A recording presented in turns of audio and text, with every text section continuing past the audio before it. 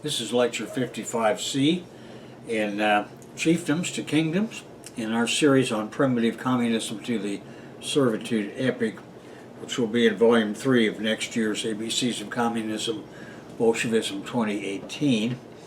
Now, last time we finished up with the agricultural revolution and the advanced Paleozoic precursor to it.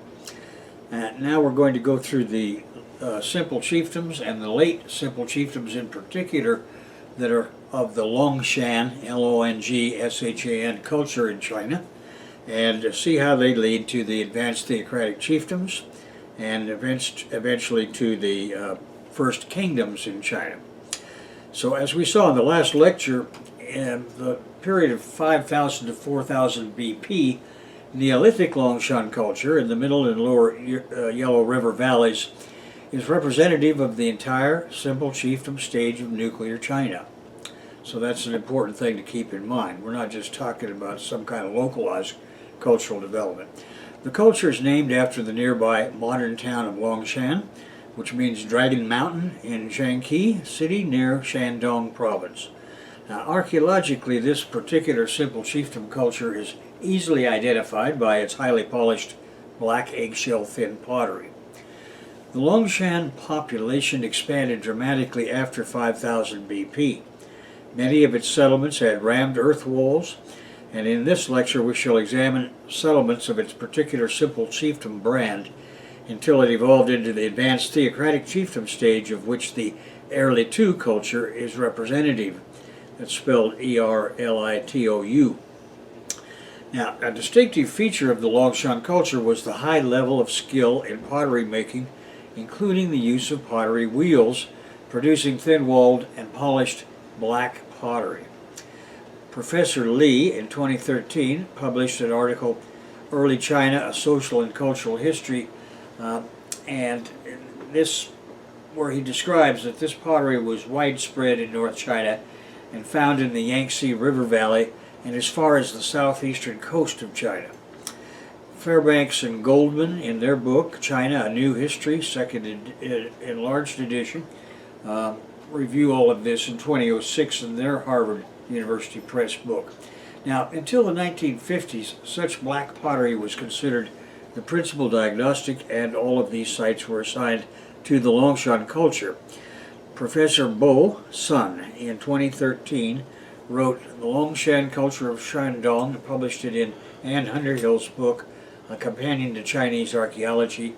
And Professor Li Lu, in 2005, published the definitive study, The Chinese Neolithic Trajectories to Early States, by Cambridge University Press. In your text, you'll get all of the complete citations, which I won't go through here.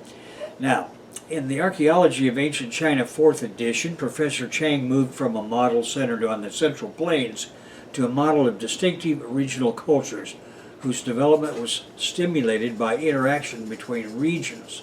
And the best way to think of this is that this is a simple chiefdom area, a simple chiefdom interaction area. Now, Professors Liu and Chen in 2012 published The Archaeology of China from the Late Paleolithic to the Early Bronze Age, and with Cambridge University Press, and I give the full citations there. And in 2013, Professor Feng Li published Early China, A Social and Cultural History, with Cambridge University Press. Now, one contemporaneous simple chiefdom complex is in the lower Yangtze area, identified as the Langzhou culture. Just as a matter of interest, I have all of this on a map that we're going to this time wait and take a look at the very end of this lecture. Now, Professor Chongqing Zhao in 2013 published The Longshan Culture in Central Henan Province, 2600 to 1900 BC, in Anne Underhill's book, Companion to Chinese Archaeology. Other regional variants are in Henan, Shanxi, and Shanxi. Professors Liu and Chen wrote The Archaeology of China from the Late Paleolithic to the Early Bronze Age in 2012, where they described these regional variants. In addition, in the 1980s, Yan Wenming proposed the term Longshan era to encompass cultures of the Late Neolithic after 4000 BP that spread across the entire area, and he assigned the Central Plains a leading role, which is correct. Now, the most important crop was foxtail millet in a cereal assemblage that included broomcorn millet, rice, and wheat. Now, rice has been found in Shandong and southern Henan, and a small rice field has been found on the Liaodong Peninsula with specialized tools for digging, harvesting, and grinding grain in association. Professor Li, in 2013, in Early China, A Social and Cultural History, published by Cambridge University Press, wrote an article, The Longshan Culture in Central Henan Province, and that's also published in Ann Underhill's book, A Companion in Chinese Archaeology. The most common source of meat, according to Professor Bo Sun in 2013, was the pig. And he wrote an article, The Longshan Culture of Shandong, again in Ann Underhill's book, A Companion in Chinese Archaeology. Now, sheep and goats were apparently domesticated in the Lus Plateau area by 6000 BP, and they are definitely found in western Henan by 4800 BP, and then they spread across the entire middle and lower, this pattern of eating them, across the entire middle and lower Yellow River area. Dogs were eaten, particularly in Shandong, as were cattle. So we have those three particular animals. And I should mention here that even though in this discussion we're concentrating on millet and rice, primarily in terms of vegetable foods, we also have the introduction of wheat, barley, rice, and oats, so that you can see that these people, on the map they're going to be shown with red pins, spread over a vast area with incredible amounts of food that was both vegetable and animal. Professor Liu, who's one of my favorites, in 2005 wrote The Chinese Neolithic Trajectories to Early States and published that with Cambridge University Press. And that's very important because Liu is a good Marxist archaeologist, and he always asks the right questions and examines the evidence in the correct way. Now, small-scale production of silk by raising and domesticating the silk worm in sericulture occurred consistently during this period. Professors Fairbanks and Goldman wrote a book called China, A New History, second enlarged edition, published with Harvard University Press, where they discuss this phenomena of silkworms, which is specific to China.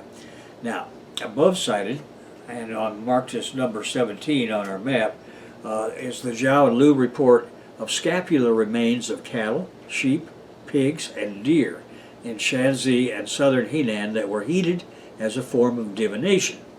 Now, evidence of human sacrifice becomes common in Shanxi and the Central Plains in the late Longshan period, when Longshan simple chiefdoms had moved into the advanced theocratic stage, and where these ATCs were moving into the stage of early slavery, that is, becoming kingdoms. Now, during the earlier period, in excavations in the 1950s in Shanxian, western Henan, identified a Miadigu II phase from 5000 to 4600 BP that was transitional between the preceding Yanshao culture and the later Henan Longshan, which is to say, between the tribal agricultural stage and the later simple chiefdom stage of the Longshan. Cited by Professors Liu and Chen in the Archaeology of China from the late Paleolithic to early Bronze Age is this early phase of the Henan Longshan.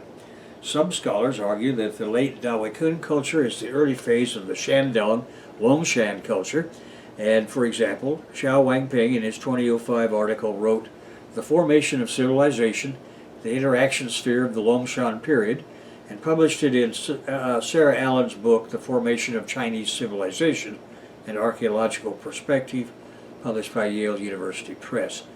Now, we have there the Miao-Digu II sites. In central and western Henan, southern Shanxi, and the Hui River Valley in Shanxi, we have the Miao-Digu II, that's Roman numeral II, sites, and you see the above-cited 2013 report of Professor Zhao, and also Professors Cohen and Morochik wrote an article called Early Complex Societies in Northern China, and they published that in Colin Renfrew's book, The Cambridge World Prehistory Volume 2, in 2014. So all of these archaeological sites have been fully described, and those of you who are interested in the details of the technology and how that relates to their social organization are invited, of course, to check that. The tools and pottery found at these sites were significantly improved from those of the preceding Yangshao culture. Agriculture was intensified, and the consumption of domesticated animals, especially pigs, dogs, sheep, and cattle, greatly increased. Now, similarities in ceramic styles of the central Henan Miadagu II sites with the late Dawenku culture to the east of it and the late Kijialing culture to the south of it suggest trade contacts between these regions, and there were also expansions from middle and late Dawenku sites which date 5500 to 4600 BP toward central Henan and northern Anhui provinces, which coincide with the era of maximum marine transgression. Professor Liu, in his book The Chinese Neolithic Trajectories to Early States in 2005, describes all of this process and the relationship of these sites in some detail. Then item number 18 on our map is the late Simple Chiefdom period area. The late period, 4600 to 4000 BP, of the Longshan culture in the middle Yellow River area is contemporaneous with the classic Shandong Longshan culture. In other words, one leads into the other.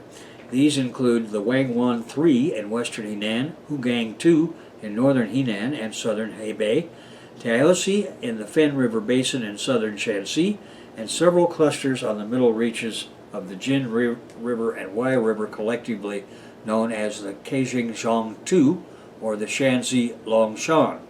And for details of all of this, I especially recommend Xiao Wangping's article, The Formation of Civilization, the Interaction Sphere of the Longshan Period, which is published in Sarah Allen's book, The Formation of Chinese Civilization, an Archaeological Perspective by Yale University Press, 2005. Now, as the Neolithic population in China reached its peak, hierarchies of settlements developed, and these are described in detail by Professors Liu and Chen in 2012, especially on pages 213 through 216. Now, these large 200-plus hectare sites are in physically circumscribed locations, specifically the basin of the Fen River in southern Shanxi, the Yellow River in western Henan, and are confined by the Zongtao Mountains and the Zhao Mountains, as well as the coastal Rizhao Plain of southeast Shandong. In open areas such as the rest of Shandong, the Central Plain in Henan, and the Hui River Basin in Shanxi, local settlers were more numerous and smaller, generally 20 to 60 hectares, and evenly spaced. Walls of rammed earth have been found in 20 towns in Shandong 9 in the Central Plain and one Taosi, Taosi, in southern Shanxi. Conflict between simple chiefdom polities witnessed some of them advancing with their oracle-bone religion into the ATC stage. Just a comment here, you'll recall that all advanced theocratic chiefdoms have a unifying religion of some kind, which is the transitional to using state power to control peasants or farmers. In Mexico and Mesoamerica was the Olmec, and in the Central Andes in Peru, it's the Shaman. In Mesopotamia, we have the On-En cult, and in Egypt we have the cult of the sun gods. Well, at any rate, China has its oracle bone religion, which is going to be its key religion in its advanced theocratic stage, and we see that these first indications of oracle bone divination are occurring just before that. Now, the ATC stage in Shandong Longshan is centered in the mountainous area, including Mount Tai at 4,000 feet, that mountain is, and several other peaks over 4,000 feet. The Longshan settlements are on the plains below that surround these mountains. To the north are four evenly spaced walled centers called Chengziya, Dinggong, Tianwang, and Mianjian Wang from west to east, with the largest, Chengziya, enclosing 20 hectares. A pottery sherd inscribed with 11 symbols was found at Dinggong. So we have here a combination of two things, the early writing system, and the oracle bone religion. The largest sites yet found in Shandong are Lingzhen, which is 273 hectares. As you can see, that's pretty darn big. And even larger is Yaowangcheng, 368 hectares. Both sites are near the south coast in the Rizhao area, with Yaowangcheng 23 miles to the south of Liangchengzhen. A hierarchy of economically integrated settlements surrounds each site. You remember that we saw something similar, very well done by archaeologists in Venezuela, but I'm not going to get off into that except to say this is not a new pattern. Production of pottery, stone tools, and textiles was common in both areas.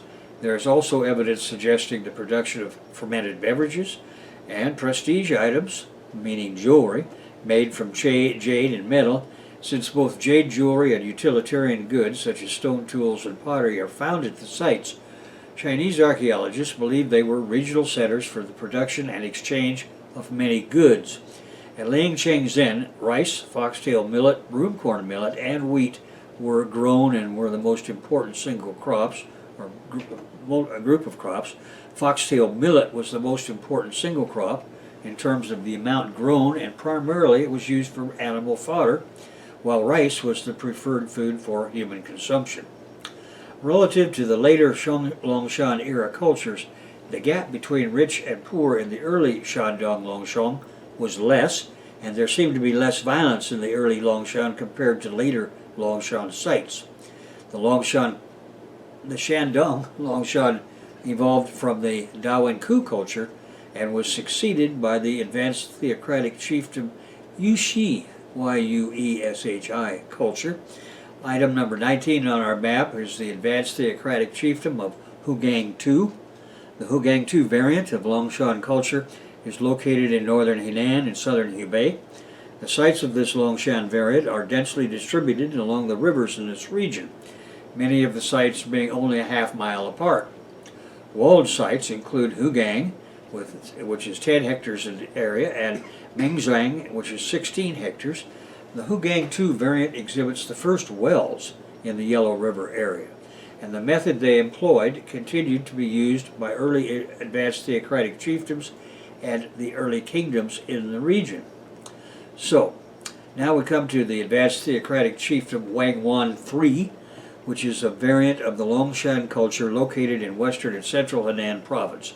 The number of sites in this region tripled from the Yangshao period, developing into multi-centered competitive systems.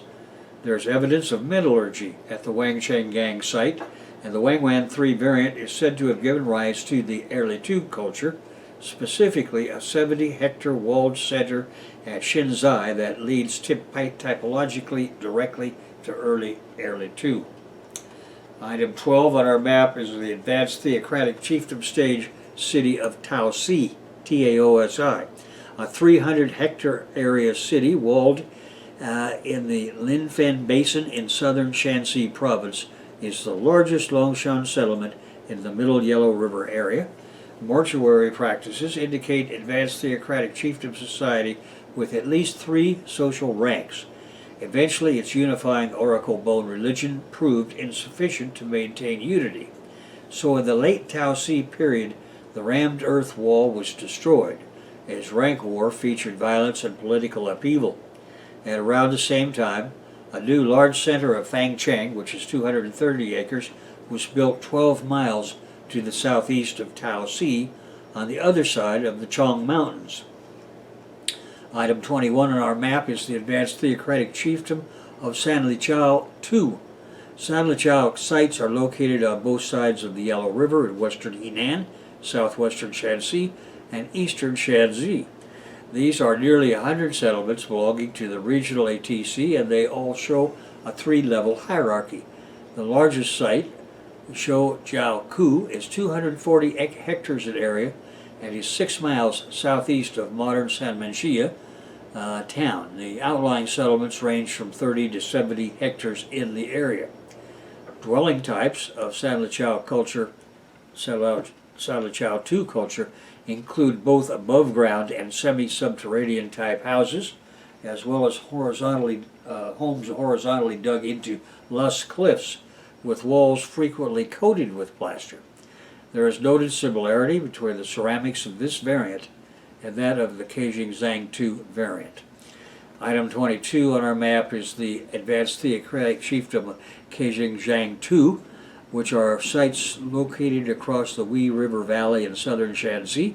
The largest site in this area is 60 hectares, which is less than half the size of the largest Yangshao era site in this region, and this reflects an area population decline caused by farming families fleeing oppression.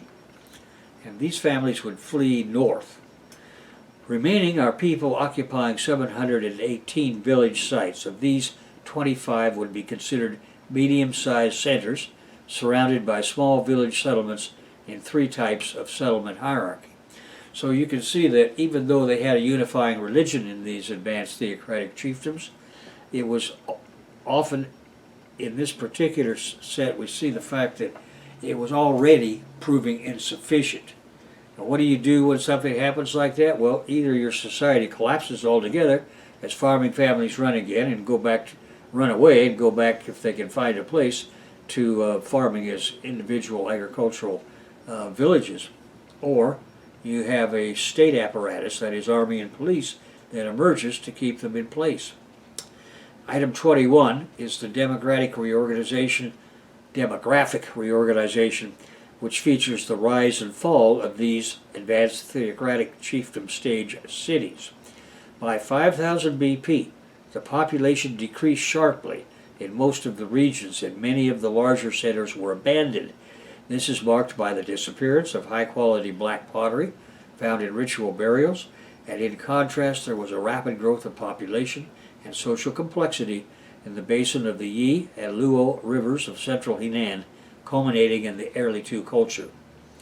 The material culture of this area shows a continuous development through the Xinzai phase, centered on the Song Mountains immediately to the south. In the Teosi area, however, there is no such continuity between Longshan and Erlitou material culture, suggesting a total collapse of that area, and a later expansion from the Erlitou core area to occupy that territory. Item 22 is on more transitional chiefdom stages on the map. It's item 22, the Majiao culture. The Majiao culture was a group of Neolithic communities who lived primarily in the upper Yellow River region in eastern Gansu province and northern Sichuan province in China. The culture existed from 5300 to 4000 BP, and the Majiao culture represents the first time that the upper Yellow River region was widely occupied by agricultural communities and is famous for its painted pottery, which is regarded as the peak of pottery manufacturing at that time. Now, I like to begin with the work of Xia Nai, the founder of modern archaeology in the People's Republic of China. Accordingly, Majiao is a distinct culture named after the original site, and it developed from the middle Yangshao Miaodigu phase through an intermediate Xilingjia phase. The Majiao culture is divided into 3 phases: Majiao 1, which is 5300 to 4500 BP, Banshan 4500 to 4300 BP, and Macheng 2300 to 4000 BP. I'm sorry, 4300 to 4000 BP. The most distinctive artifacts of the Majiao culture are the painted pottery. During the Majiao phase, potters decorated their wares with designs in black pigment featuring sweeping parallel lines and dots.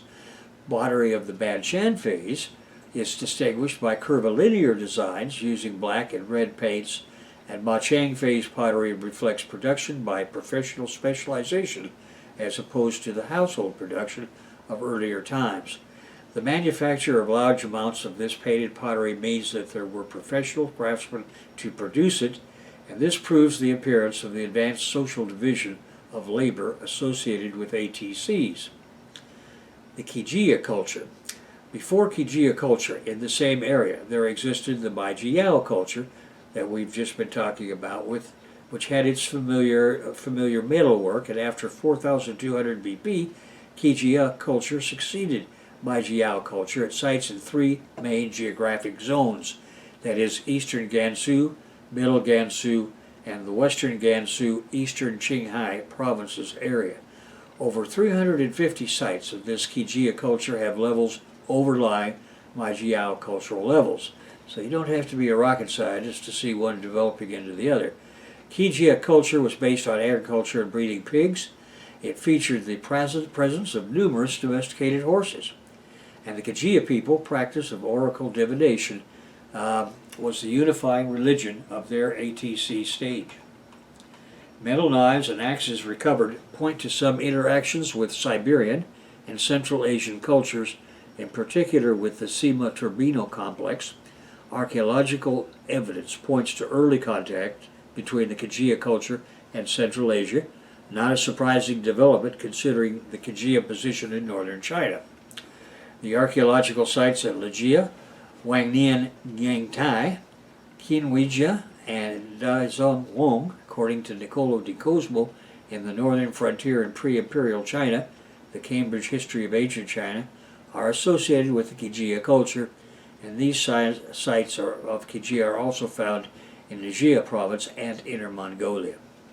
So, this is exactly the kind of cosmopolitan continental contact you would expect from people that are located that far to the north in China. Kijia culture produced some of the earliest bronze and copper mirrors found in China. A large quantity of metalware, mostly copper objects, including some bronzes, have been excavated from various sites in Gansu province, and at Gamatai in Qinghai province, there have been some 25 pieces of metalwork analyzed for their composition. Those made from copper were the most numerous, accounting for 64% of the total, and the rest represented various copper alloys, including tin. This data comes from an article called The Bronze Age in Eastern and Parts of Central Asia by Professor On, and it's published in Danny and Masson's History of Civilizations of Central Asia, Volume 1, The Dawn of Civilization, Earliest Times to 700 BP, in 1992, published by UNESCO. Now, with regard to pottery, a fine red ware and a coarse reddish-brown ware are diagnostics of the Kijia pottery. There are also a few pieces of gray ware. All are handmade without evidence of wheel manufacture. While the Kijia culture pottery has its own stylistic characteristics, they are traits originating with the Shaanxi Longshan culture and the preceding Mijiao culture. Now, as for the Machang culture, it flourished from 4,500 to 4,000 BP along the Yellow River. It was an outgrowth of the Banshan culture, and it was partly contemporaneous with the Kijia. There was cultural exchange between them, and it may be that the Machang culture was only a phase of the larger Mijiao culture. Now we will go to the Mugu Kijia site, which is in the Kijia Culture Cemetery at Mugu in Lintan County, Gansu Province, excavated since 2008, with more than 1,000 graves so far excavated. The area was inhabited from 4,000 to 3,500 BP, and these graves contain pottery vessels, bone ornaments and implements, shells, and metal objects. To date, this represents by far the biggest find of copper and bronze objects ascribed to the Kijia culture, as more than 300 copper and bronze objects were found here. The finds are mostly implements such as knives and ornaments, buttons, earrings, and beads. Some types of objects such as torques and armbands have not been found elsewhere before. Examination reveals that tin bronze, that is copper and tin, was the most important alloy used at the Mugu site. Other alloys such as copper, tin, and lead, and copper, tin, and arsenic were also in use. Some items were manufactured by casting and hot forging, as reported by Professor Kim Long-jun and Zhu Jianwei, Chen Kunlong et al. In recent research on early bronze metallurgy in northwest China, published in Paul Jett's book, where he's the editor, is Scientific Research on Ancient Asian Metallurgy, by the Freer Gallery of Arts in Washington. Now, 2 iron fragments were recently excavated at the Mugu Cemetery They have been dated to 3400 BP. One of the fragments was made of bloomery iron rather than meteoric iron. Professor Chen Mao Wang and Hong Hai Chen, Xi Yan, and Xian Yaoping wrote an article called "The Iron Objects Unearthed from Tombs of the Siwa Culture in Mogu, Gansu, and the Origin of Iron-Making Technology in China," and they published this in 2012. And other authors, I won't go through all of the names again, published archaeometallurgical studies in China and some recent developments and challenging issues in the Journal of Archaeological Science, Volume 56. Item 23 on our map shows the early kingdom of late Kejia. During the late phases of the Kejia culture, we see a retreat from the west and a concomitant reduction in population size. The site, the Legia, is a contemporary with the ATC of Kejia culture discovered by archaeologists in 2000, and the site covers an area of around 200,000 square meters. So you can see it's a pretty big sucker. Ye Baolin, in the 28th April issue of Chinese Archaeology in 2005, wrote an article called "Archaeological Discoveries of the Legia Site, Minhe County, Qinghai Province." In 2002, as a matter of interest, the oldest intact needles yet discovered had been located at Legia and estimated at over 4,000 years old. And these noodles were made from foxtail and broom millet.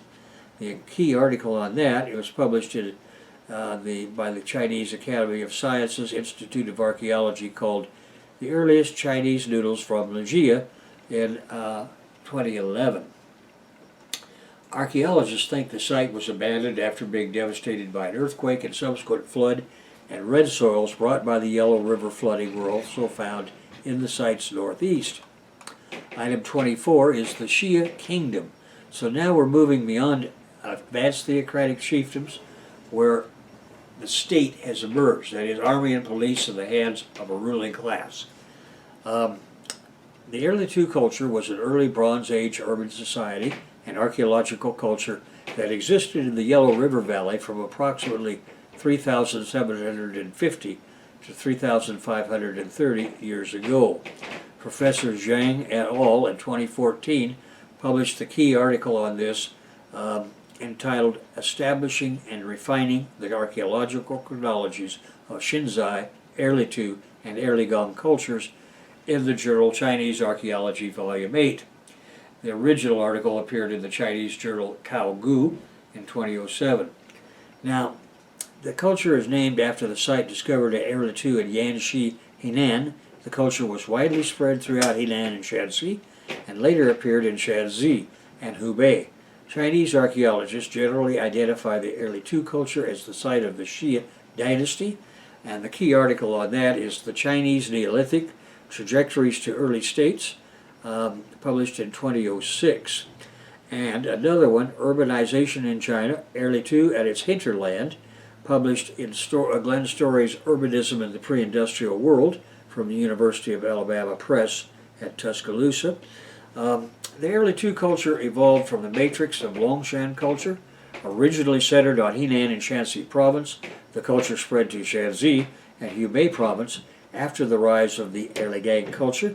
The site at Erlitou diminished in size but remained inhabited, and the key article on that is published in 2003 by Professor Li, called "Stunning Capital of the Xia Dynasty Unearthed, China Through a Lens." Now, discovered in 1959 by Xu Zhushang, Erlitou is the largest site associated with that culture, with palace buildings and bronze smelting workshops. Erlitou monopolized the production of ritual bronze vessels, including the earliest recovered cauldrons called dings, D-I-N-G-S. And the key articles on that were written by Professors Liu and Chen, "The Archaeology of Ancient China from the Late Paleolithic to the Early Bronze Age," published in 2012 by Cambridge University Press. And Professor Li Lu in 2004 wrote the Chinese Neolithic, Trajectories to Early States, which I've mentioned before, and that is something that you serious students should take a look at. The city is on the Yi River, that's Y-I, a tributary of the Luo River, which flows into the Yellow River. The city was 1.5 by 1.1 miles in area, but now, after flood damage, it's only about 1.2 square miles. The site is divided into 4 phases, each of roughly 50 years. Phase 1 covers 100 hectares, or 250 acres. Erli 2 was a rapidly growing regional center with estimated population of several thousand, but not an urban capital. Urbanization began, however, in Phase 2, about 50 years after that, expanding to 740 acres, or 300 hectares, with a population around 11,000, and a palace acre of area within it of about 30 acres, or 12 hectares, and that was demarcated by 4 roads. It contained the 150 by 50 meter Palace 3, composed of 3 courtyards along a 150 meter axis, and Palace 5. A bronze foundry was established to the south of the palatial complex that was controlled by the rulers who lived in palaces. Now, the city reached its peak in Phase 3 and may have had a population of around 24,000. The palatial complex was surrounded by a 2-meter thick rammed earth wall, and palaces 1, 7, 8, and 9 were then built. The earthwork volume of rammed earth for the base of the largest palace is 20,000 cubic meters at least. Palaces 3 and 5 were abandoned and replaced, as were palaces 2 and 4. And Professors Liu and Zhu in 2007 wrote the key article on that, which is Rethinking Erli 2, Legend, History, and Chinese Archaeology, published in the journal Antiquity, volume 81. Now, in Phase 4, the population decreased to around 20,000, but building continued. Palace 6 was built, an extension of Palace 2, and Palaces 10 and 11 were built. Phase 4 overlaps with the lower phase of the Erli Gang culture that dates to 3600 to 3450 BP. Around 3600 to 3560 BP, about 2.5 miles northeast of Erli 2, the Erli Gang walled city was built at Yanshi. There was then an increase in production of arrowheads at Erli 2, and these clues reflect a situation where the Yanshi city rulers were competing for regional power with the Erli 2 rulers. And now we come to a section I call intra-city or intercity war. Production of bronzes ceased at the end of Phase 4, at the same time as the Erli Gang city of Jiangzhou was established 53 miles to the east. Preparation for war is obvious, although there is yet no evidence of destruction by fire or war. Then, during the upper Erli Gang phase, 3450 to 3400 BP, all the palaces were abandoned due to class war, and Erli 2 was reduced to a village of 74 acres. A major goal of archaeology in China has been the search for the capitals of the Xia and Zhang dynasties. These are described in traditional accounts as inhabiting the Yellow River Valley. The original oral traditions were recorded much later in histories such as the Bamboo Annals, which was written around 300 BC, and the records of the Grand Historian from the 1st century BC. The discovery of writing in the form of oracle bones at Yunzhou and Anyang definitively established the site as the last capital of the Shang, but written evidence is unavailable for the earlier sites, so we have to rely on archaeology for those. The resolution. When Xu Zhusheng first discovered Erli 2, he suggested that it was Bo, which is the first capital of the Shang under King Tang in the traditional account. Archaeology is currently focused on Bo's relationship to the Xia, that's XIA. The Xia Zhang Zhou Chronology Project identified all 4 phases of Erli 2 as Xia, and the construction of the Yanshi walled city as the founding of the Shang. So that resolved that particular question. Now, the archaeological evidence of a large outburst flood that destroyed the Jia site on the upper reaches of the Yellow River has been dated to about 3920 BP. This date is shortly before the rise of the Erli 2 culture in the middle Yellow River Valley and the Yuxi culture in Shandong, following the decline of the Longshan culture in North China plains. Then a massive flood happened. It is further evidence for the identification of the Xia with the early Tu culture. The Xia dynasty of China from 4100 to 3600 BP is the first dynasty to be described in ancient historical records, such as Sima Qian's Records of the Grand Historian and Bamboo Annals. Writing in 2100 BP, Sima Qian dated the founding of the Xia dynasty to around 4200 BP. Most archaeologists now connect the Xia to excavations at early Tu in central Henan province, where a bronze smelter from around 4000 BP was unearthed. So that's not too much different, actually. At any rate, early markings from this period found on pottery and shells are ancestral to modern Chinese characters. According to mythology, the dynasty ended around 3600 BP because of the battle of Mengtiao. Now, the Xia kingdom itself existed between 4070 and 3600 BP and is the first dynasty in traditional Chinese history. It is described in ancient historical chronicles such as the Bamboo Annals, the Classic of History, and the Records of the Grand Historian. According to these accounts, the dynasty was established by the legendary Yu the Great, after Shun, the last of the 5 emperors, or kings, gave his throne to him. The Xia kingdom was later succeeded by the Shang kingdom, which dates its first dynasty as 3600 to 3046 BP, and the Xia Zhang Zhou chronology project concluded that the Xia existed between 4070 and 3600 BP. Now we come to something that's really fascinating to me, that is the class ideology reflected in the Mandate of Heaven. Tracing Chinese political history from heroic early emperors to the Xia and then to succeeding dynasties comes from the doctrine of the Mandate of Heaven. This Confucian axiom of slavocrat-ruled nuclear Chinese warring kingdoms comes from the ideological tenet that only one legitimate dynasty can exist at any given time. Otherwise, how could the slavocrat dynasties justify their competition? By the time of the Eastern Zhou period, this Confucian tenet had become the official position of the imperial historiography and ideology.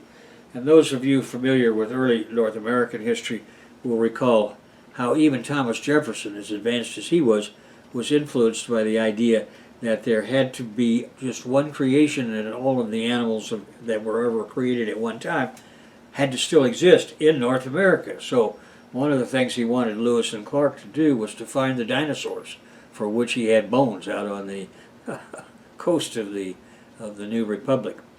Well, anyway, so they had a kind of a structural equivalent called the Mandate of Heaven, and according to that, you could only have one kingdom at a time, and one legitimate kingdom at a time. Well, of course, we know now that there were multiple warring kingdoms for thousands of years, but the Xia is an important element in early Chinese history. Reliable information on the history of China before 2300 BP can only come from archaeological evidence. The reason being that China's first established written system of the script developed in the kingdom stage from the ATC Oracle Bone religion. That did not exist until then. So the first documentary written reference to the Xia dates from more than 1,000 years later. Now, Gun, the father of Yu the Great, is the earliest recorded member of the Xia clan.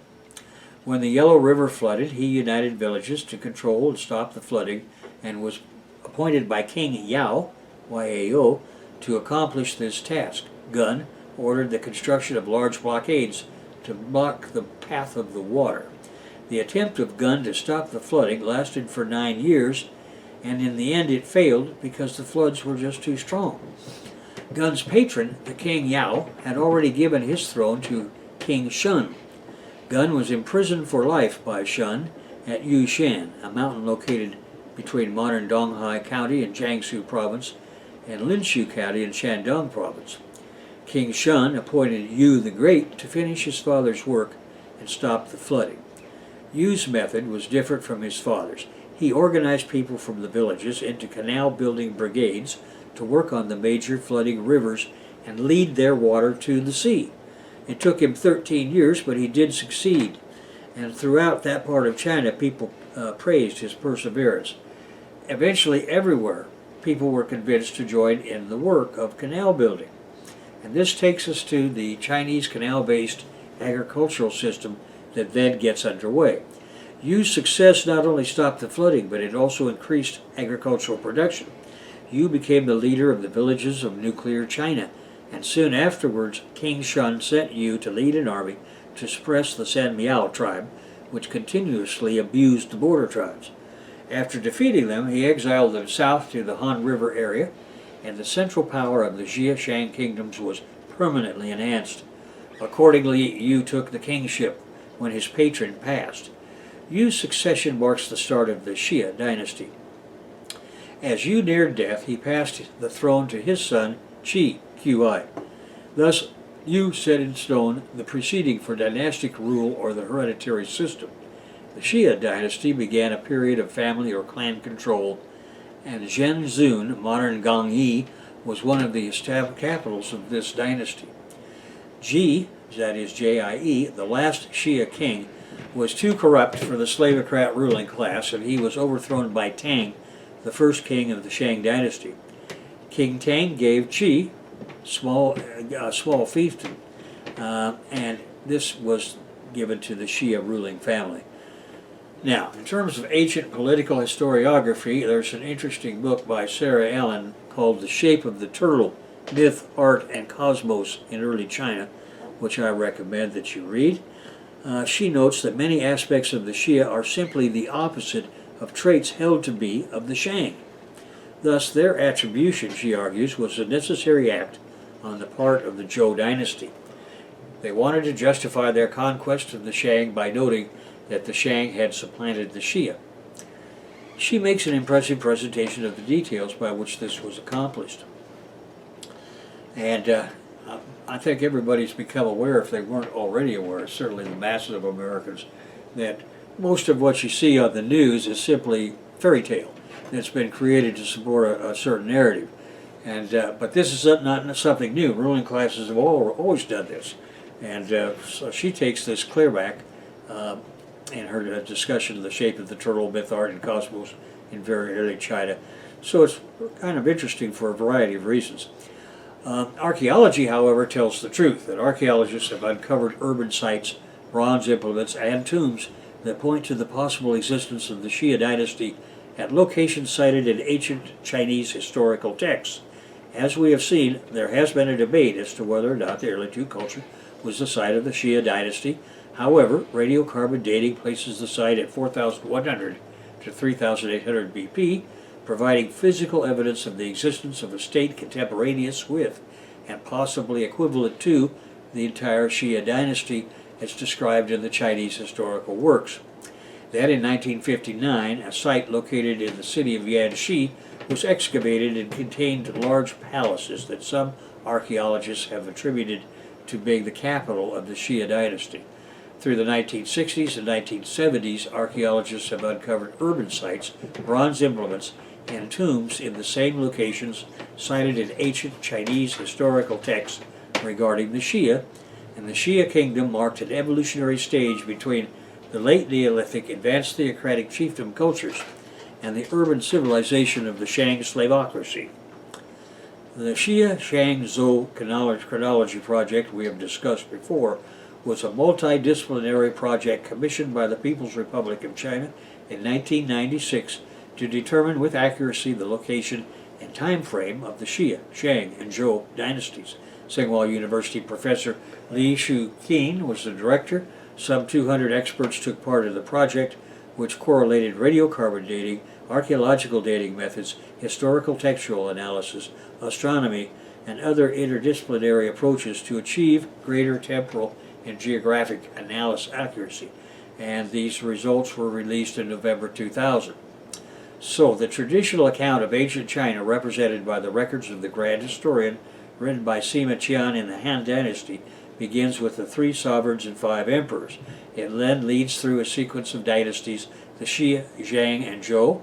Sima Qian felt able to give a year-by-year chronology back to the start of the Gonghe Regency in 2841 BP, early in the Zhou dynasty. For the period before that date, his sources, now mostly lost, were unreliable and inconsistent, and gave only lists of kings and accounts of isolated events. As we have seen, later scholars were unable to push a precise chronology back past Sima Qian's date of 2841 BP. However, Sarah Allen says that the history of the Xia was invented by the Zhou to support their doctrine of the mandate of heaven. Thus they justified their conquest of the Shang. And this explains a lot of it. In 1899, a scholar Wang Yirong examined some curious symbols carved on dragon bones, quote unquote, purchased from a Chinese pharmacist, and identified them as an early form of Chinese writing. Then in 1928, the bones were finally traced to a site now called Yinzhou near Anyang, north of the Yellow River in modern Henan province. The inscriptions on the bones were divination records from the reigns of the last 9 Shang kings, beginning with the reign of Wu Ding. Moreover, from the sacrificial schedule recorded on the bones, it was possible to reconstruct a sequence of Shang kings that closely matched the original list given by Sima Qian. Archaeologists focused on the Yellow River Valley in Henan as the most likely site of the kingdoms described in the traditional histories, and after 1950, remnants of an earlier walled city of the early Gang culture were discovered near Changzhou. In 1959, the site of the early Tu culture was found in Yanxi, south of the Yellow River near Luoyang, and radiocarbon dating suggests that the early Tu culture flourished from 4100 BP to 3800 BP. Initially, this was an advanced theocratic chiefdom with large palaces for the superior ranks. Eventually, it underwent true class separation with an organized state apparatus in the hands of the rulers and became a kingdom. Previously unknown kingdoms of the same age as the early Tu kingdom have been discovered subsequently in the Sichuan and Yangtze valleys at Sangxingdui, Panglongcheng, and Wucheng. Modern scholars studying inscriptions on Shang oracle bones and Zhou bronzes have proven new chronologies placing the Zhou conquest of the Shang in 3050 BP. In 1994, Song Jian, a state counselor for science of the Communist Party, was impressed on a visit to Egypt by chronologies stretching back to the 3rd millennium BC. He proposed a multidisciplinary project to establish a similar chronology for China. That project was approved by the party's Political Bureau Standing Committee as part of the 9th Five-Year Plan, 1996 to 2000. Archaeology provides evidence for the existence of the Shang dynasty from 3600 to 3046 BP. There's evidence for the early Shang period at early Gang, Zhengzhou, and Shangcheng. Evidence for the later Shang, or Yin, period comes from Anyang in modern-day Henan. Anyang is the last of the Chang's 9 capitals, 3300 to 3046 BP. At Anyang, we now have the earliest written record of Chinese history. This evidence comes from inscriptions of divination records in ancient Chinese writings on the bones or shells of animals. These are the oracle bones dating from around 3500 BP. 31 kings reigned over the Shang dynasty. During their reign, according to the records of the Grand Historian, the capital city was moved 6 times. The final and most important move was to Yin in 3350 BP, which led to the dynasty's golden age. The term Yin dynasty was synonymous with the term Shang dynasty, and now it refers specifically to the latter half of the Shang dynasty. Because of the Confucian mandate of heaven doctrine, pre-communist Chinese historians subscribed to the notion of one dynasty succeeding another. As we have seen, the actual political situation in early China was one of contending kingdoms.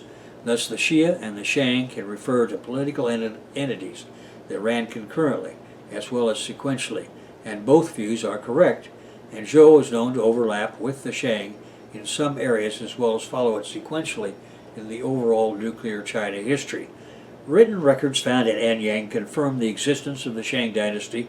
However, for political historiography reasons, some Western scholars prefer to obfuscate by saying some settlements are contemporaneous with the Anyang settlement and not of the Shang dynasty.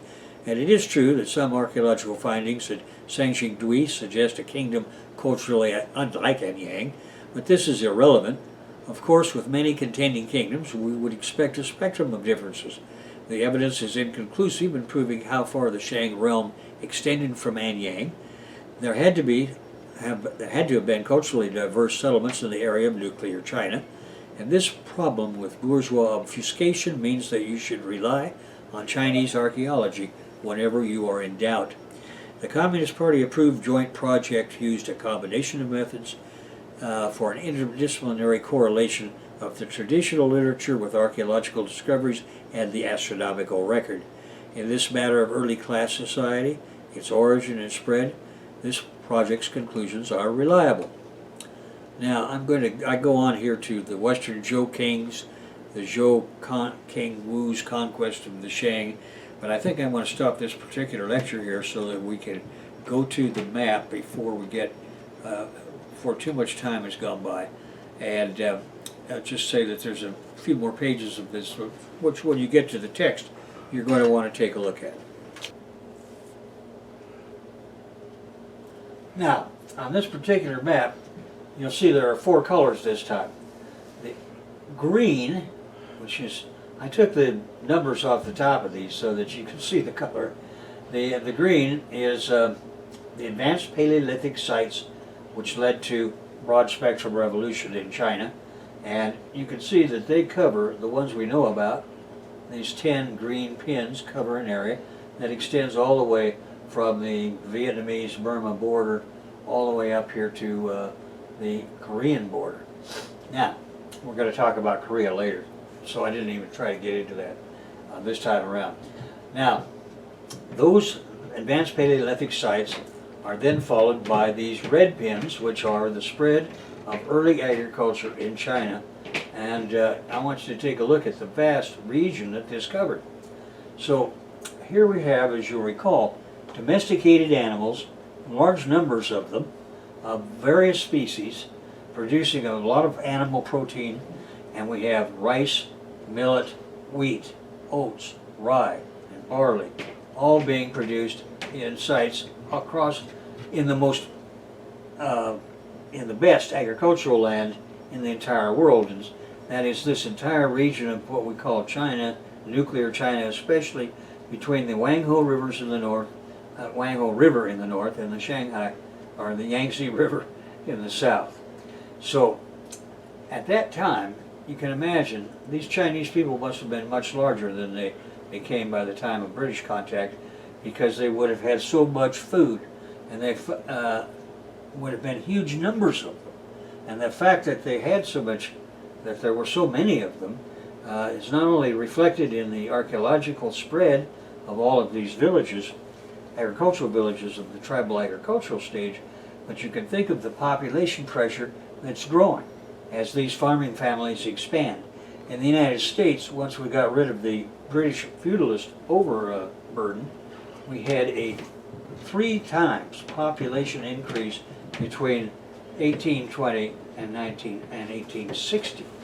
So these people, with all of this agricultural land available, will have expanded enormously and quickly.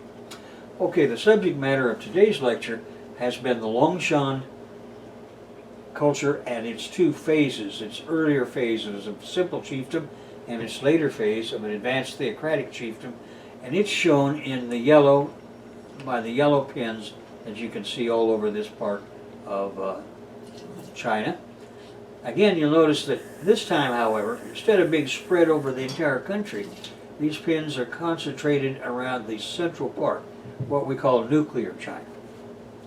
And then finally, we have the blue pins, which represent the kingdoms, the first division of society into classes, that is, into masters and slaves. And they are even more tightly concentrated in the nuclear China region. Make one more comment on the Great Wall of China. What happened here with these kingdoms is people, the villagers, don't like the idea of being reduced to being de facto slaves or being ordered around at the whim of their rulers, And when conditions become too oppressive, they take off through the many valleys that lead to Mongolia. And it's for this reason that these valleys are being blocked from the very earliest kingdom days, wherever possible, by the building of walls. The other way they tried to keep families from running away was by binding the feet of women. Now this is, of course, a practice that's been abandoned in China for a long time, but in my youth we still read about it as a fairly common practice from the last century. Now, the reason for this is that for a family to run away, the women have to be able to run too. Otherwise, you got to leave mom and grandma and all of the aunts and so on. Remember, these are kidship organized villages. You got to leave them behind and hit the road, go out on your own. Well, that is, if they can't move except by being carried, you have to run. When you're on the run, you got to run. Then, you know, this is another way of keeping them from getting to taking off and going to the far north. So between the walls and the foot binding, you know, this temporarily kind of worked. Even that, however, did not stop constant peasant rebellions. And it was because of the constant peasant rebellions that the king of the state of Qin, for which China gets its name, was able to come forth with a new doctrine to oppose Confucianism, which he called legalism. And in that doctrine, he proposed giving the farming families more freedom to, and in other words, turning them into serfs rather than slaves. And with that political program combined with, he knew that wasn't going to be enough. They'd have to keep up with the foot binding. They'd have to keep up with the wall building. And of course, he began the process of completing the construction of a giant wall across China. And one of the other things, of course, that had been developed by this time was the castration of the scholar bureaucrats. That's a subject we're going to get to in the next lecture. But at any rate, we begin to see that the key elements of modern China in the written histories that we knew about in the 1800s in this country, and of course in the 1900s, are already being formed by the time that these blue pillars, all of which represent early kingdoms, all of which are at war with each other. There was never any mandate of heaven except in Confucian mythology. So you see that. So again, to go back over it, we have the advanced Paleolithic in green.